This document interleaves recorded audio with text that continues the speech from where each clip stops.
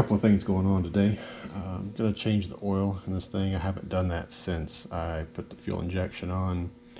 And I know it needs to be done. A lot of times whenever I would turn the key on, I had an electric fuel pump and with the carburetor, and those floats would be stuck in the down position, and it would just, at times I caught it just overflowing fuel into it. So I know the oil needs to be changed.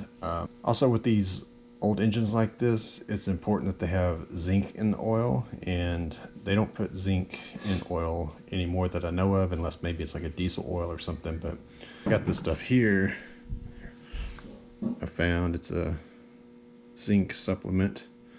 I think they took it out of conventional motor oils back in maybe like the 90s. I'm not sure. But I think it had to do with what it does to catalytic converters. So here's my drain plug. Well, looks really, I don't know if that's the gas in it, what, but really kind of funky looking. The good thing is though, on this magnetic tip, I don't see, not really detecting a lot of metal on that. There's not an abnormal amount anyway, so that's good. My preferred oil filter for this is the Wix.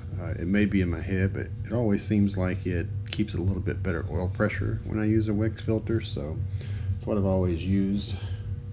All right, so then for the second part of this project, I'm going to be working from the back here. I got to drop the gas tank out and fix the fuel sending unit.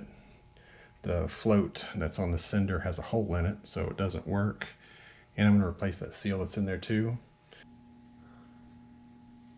All right, so starting the next project here, I need to get this tank. I got to get this tank out so that I can put a new float on the fuel sender so that my gas gauge works correctly. And also put a seal at the top of the sender to the tank. So as you can see, I had this tank out and cleaned it and everything before I ever really started reusing it again. Got the tank dropped down. A little bit of gas in it, not much though.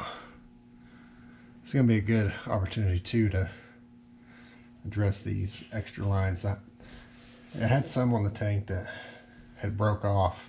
There was just a hole there, so I had to fill that in. But one of these I do use for my return. So, but the other two I can maybe just cap off. And I got some extra clamps. We can make sure that it's sealed good.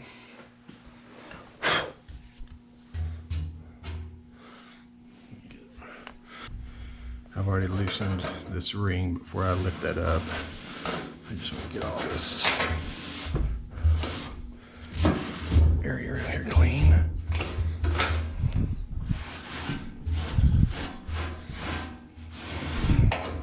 Before when I put this in, I didn't have a seal, didn't have a float. It's basically just trying to get the thing running again. So